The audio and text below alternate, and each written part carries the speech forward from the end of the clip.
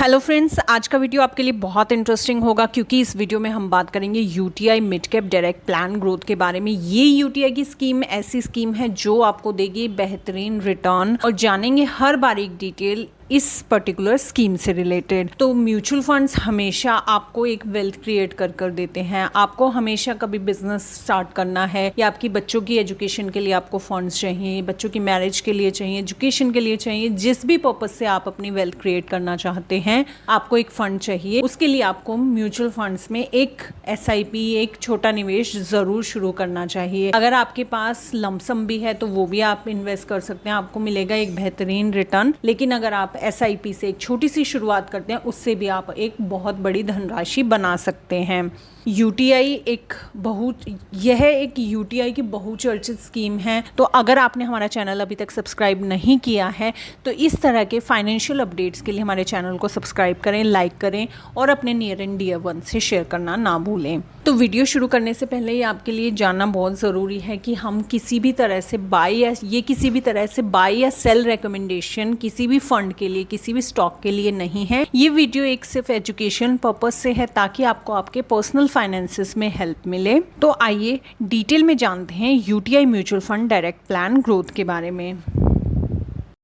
तो UTI mid cap scheme के बारे में जानने से पहले हम जान लेते हैं कि ये मिड कैप वर्ड क्या है, मिड कैप सेक्टर क्या है और मिड कैप सेक्टर की कंपनीज कौन सी कंपनीज होती हैं। तो मिड कैप कंपनीज वो कंपनीज होती हैं जिनका मार्केट कैपिटलाइजेशन 5,000 से 20,000 के बीच में होता है और इन कंपनीज की रैंकिंग रहती है 101 से 258 तक के बीच में as per their market capitalisation. लेकिन आपको यहाँ जानना बहुत ज़रूरी है, mid cap sector, small cap sector highly risky consider किए जाते हैं as compare to the large caps या फिर म्यूचुअल फंड्स।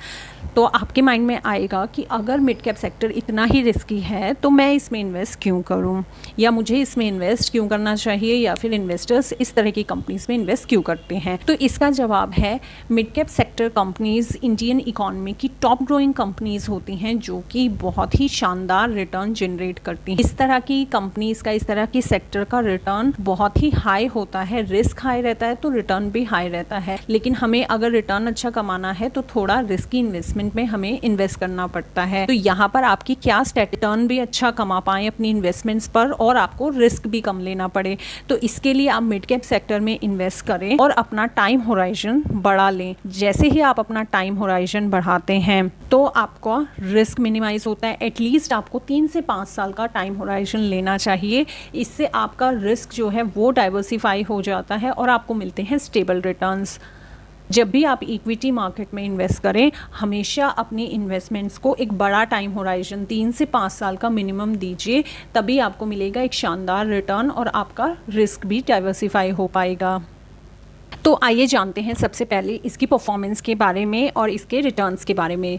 तो अगर 3 इयर्स के एनुअलाइज्ड रिटर्न्स की बात करें फॉर लमसम अमाउंट के, अगर आप कोई लमसम अमाउंट 3 साल पहले इस फंड में लगाते तो इस स्कीम ने दिया है 32.4% का रिटर्न। 10 इयर्स में इसने दिया है 19.94% का रिटर्न।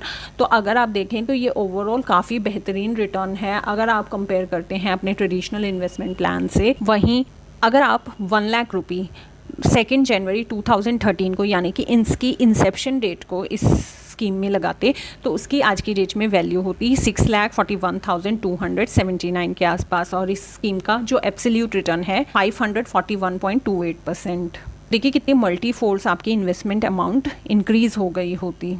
और अगर आप लमसम इन्वेस्टमेंट करने की बजाय इस स्कीम में एसआईपी करते 10 साल के लिए मात्र 10,000 रुपये की, तो इस स्कीम ने 10 साल में रेट ऑफ रिटर्न जो एनुअलाइज रेट ऑफ रिटर्न दिया वो है 16.1%। तो 10 साल पहले अगर आप इस स्कीम में 10,000 रुपये की एसआईपी लगाते तो टोटल आपकी इन्वेस्टेड अमाउंट हो जाती 12 लाख रुपये, जिसकी करंट इन्वेस्टमेंट वैल्यू होती 27.92 लाख रुपये की।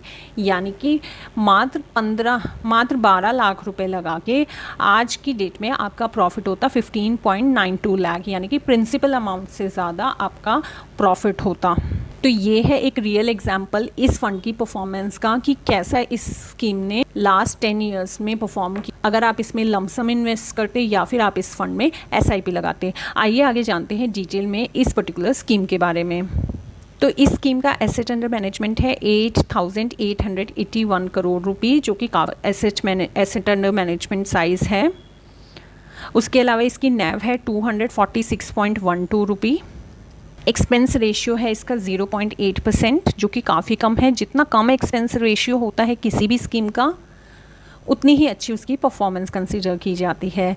इस स्कीम में आप मिनिमम लमसम अमाउंट 5000 इन्वेस्ट कर सकते हैं, और अगर आप SIP के द्वारा इस फंड में निवेश करते हैं तो मात्र 500 रुपये की SIP आप इसमें स्टार्ट कर सकते हैं।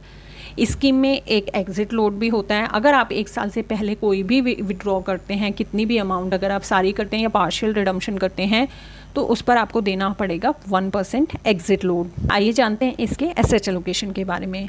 जैसा कि ये मिड कैप स्कीम है, ये टोटली इक्विटी स्कीम्स में इन्वेस्ट करती है, तो मेजर पोर्शन इसका इक्विटी में है 96.25%, बॉन्ड्स में 0.06% और कैश कंपोनेंट्स में 3.69%। आइए देख लेते हैं इस स्कीम के पोर्टफोलियो को। तो इसका पोर्टफोलियो काफ़ी अच्छा है। हर बड़ा नाम जो मिड कैप सेक्टर को बिलोंग करता है, जो टॉप परफॉर्मर्स हैं इंडियन इकॉनमी के, वो इसके पोर्टफोलियो में है। तो अगर आप देखें तो चोलामंडलम इन्वेस्टमेंट, उसमें इसका शेयर है 3.44%, tube investments of India 2.95%, federal bank आज की डेट में काफ़ी अच्छा परफॉर्म कर रहा है 2.92%, APL Apollo tubes limited 2.31%, Shriram finance 2.31%। तो आप देखें कि एक मेजर इन्वेस्टमेंट जो है इस पर्टिकुलर पोर्टफोलियो की non banking and financial institutions में है। इसके अलावा PI industries, JK cement, Bharat forge, हर तरह के सेक्टर की कंपनीज इस पर्टिकुलर पोर्टफोलियो में है, ताकि रिस्क को डाइवर्सिफाई किया जाए और आपको मिले एक बेहतरीन रिटर्न। कि इनके फंड मैनेजर हैं मिस्टर अंकित अग्रवाल, इन्हें 12 साल का एक्सपीरियंस है। तो आइए अब जानते हैं इस स्कीम से रिलेटेड, इस इन्वेस्टमेंट से रिलेटेड टैक्सेशन पार्ट को भी, क्योंकि आप इन्वेस्ट करते हैं तो आपको टैक्स भी देना पड़ेगा। तो आइए जानते हैं कि अगर आप इस स्कीम में इन्वेस्ट करते हैं तो आपको कितना टैक्स देना पड़ेगा, क्योंकि कहीं ना कहीं टैक्स भी हमारे इन्वेस्टमेंट्स को, हमारे रिटर्न्स को इम्पैक्ट करते हैं। तो यूनिट्स आप जो भी बेचेंगे 1 साल से पहले, वो आएंगे शॉर्ट टर्म कैपिटल गेन, और आपको देना पड़ेगा 15% का टैक्स ऑन शॉर्ट टर्म रिडम्पशंस, जो भी आप 1 ईयर से पहले रिडीम करते हैं। और जो भी आप यूनिट सेल करेंगे 1 साल के बाद, तो उस पर आपको देना पड़ेगा long term capital gain tax 10% से। लेकिन आपको वो तभी देना पड़ेगा तब आपका टोटल गेन 1 लाख से अबव होता है एक सिंगल ईयर में। तो जो भी इन्वेस्टमेंट आप 1 ईयर के बाद विड्रॉ करेंगे उस पर आपको कोई टैक्स नहीं देना होगा, अगर वो 1 लाख से एक्सीड नहीं करता है। तो साथ में अगर आप लंबे समय के लिए रखते हैं इन्वेस्टमेंट्स, तो आपको एक डाइवर्सिफाइड रिस्क होता है आपका, और आपको मिलते हैं हमेशा स्टेबल रिटर्न्स। तो फ्रेंड्स, ये किसी भी तरह की बाय या सेल रिकमेंडेशन नहीं है, ये वीडियो सिंपल एक एजुकेशन पर्पस से वीडियो है। अगर आप स्टॉक मार्केट में निवेश करना चाहते हैं तो आप प्रॉपर रिसर्च कर अपने फाइनेंसेस को मैनेज करें, उन्हें इन्वेस्ट करें, या फिर आप किसी इंडस्ट्री एक्सपर्ट्स की या फिर अपने फाइनेंशियल एडवाइज़र की हेल्प लेकर ही स्टॉक मार्केट में इन्वेस्ट करें, क्योंकि stock markets highly risky consider की जाती हैं। और मुझे आप ज़रूर बताइएगा कि ये वीडियो आपको कैसा लगा और इस स्कीम से रिलेटेड आपकी क्या राय है। मुझे कमेंट सेक्शन में बताना बिल्कुल भी ना भूलिएगा।